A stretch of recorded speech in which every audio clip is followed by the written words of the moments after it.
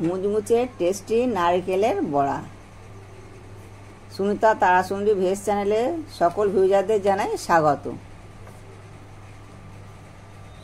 সবার আগে বলবো, আপনি যদি আমার চ্যানেলের এখনও সাবস্ক্রাইব না করে থাকেন তাহলে প্রথমে সাবস্ক্রাইব করে পাশের ঘন্টাটি অন করে রাখুন।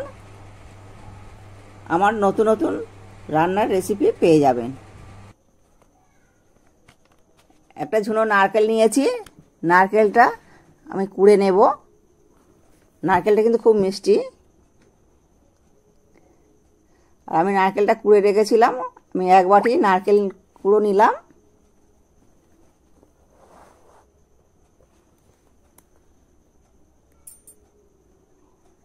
আমি ছোলার বেসন নেব 1 চামচ,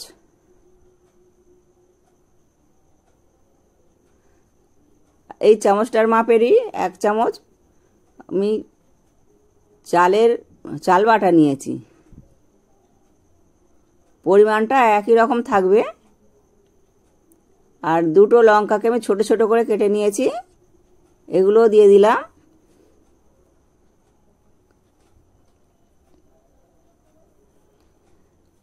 আমি 1/2 চামচ কালো জিরে দিলাম, পরিমাণ মতন লবণ আর সিকিভাগ হলুদ দিয়ে দিয়েছি। অল্প অল্প করে জল দিয়ে আমি এটা মাখাতে থাকবো।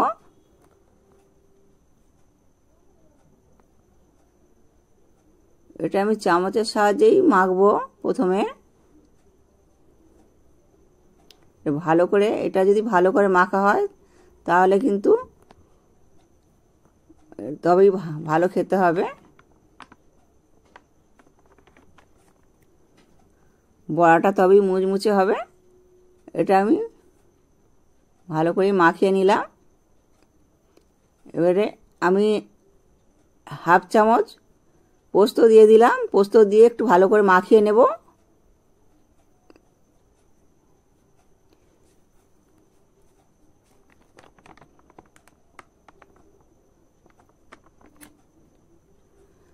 আমি চাটুর মধ্যে একটু তেল দিয়ে দিলাম।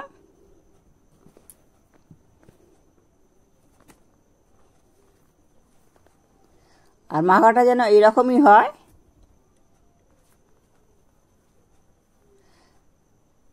বেশি শক্তও হবে না, অথচ নরমও হবে না খুব। তবেই ননস্টিক চাটুতে ভেজে নেবো। এবারে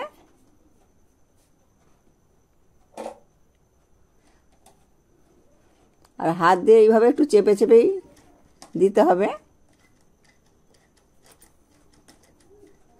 যেহেতু নারকেল দেওয়া আছে ওই জন্য তেলটা খুব একটা বেশি লাগে না, আমি অল্পই তেল দিয়েছি।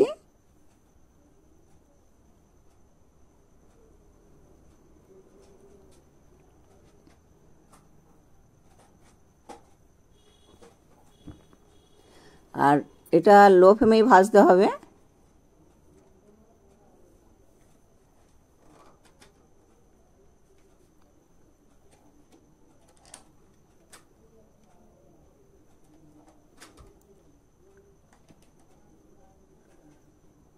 আমি এবারে উল্টে দেখব একদিকটা কেমন হয়েছে।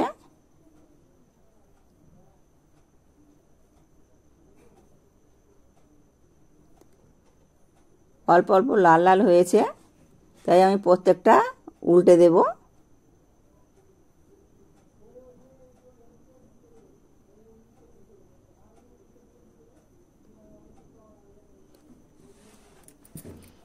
এই বড়াগুলো কিন্তু ভাতের সঙ্গে বা টিফিনেও খাওয়া যেতে পারে, খেতে খুব টেস্টি হয়। আর এগুলো কিন্তু খুব মুচমুচেও হয়।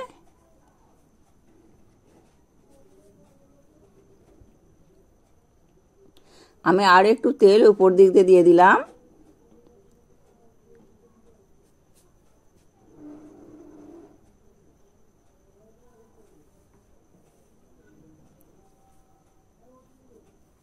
প্রত্যেকটি আমি চেপে চেপে ভাজবো।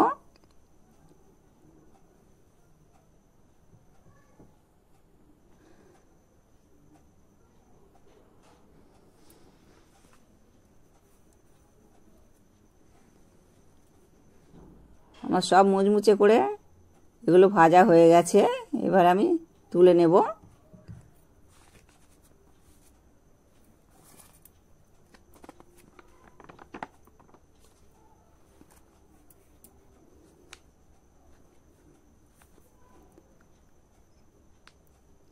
ছোটোবেলায় আমার মা জেঠিমাদের কাছে দেখেছি এগুলো খুব ভাজতো।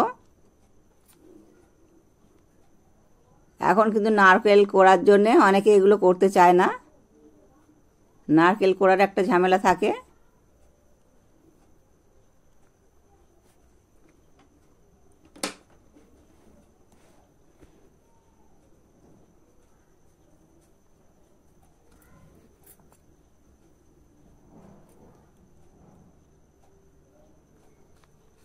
নারকেলের জিনিস কার না খেতে ভালো লাগে, খেতে খুবই ভালো লাগে।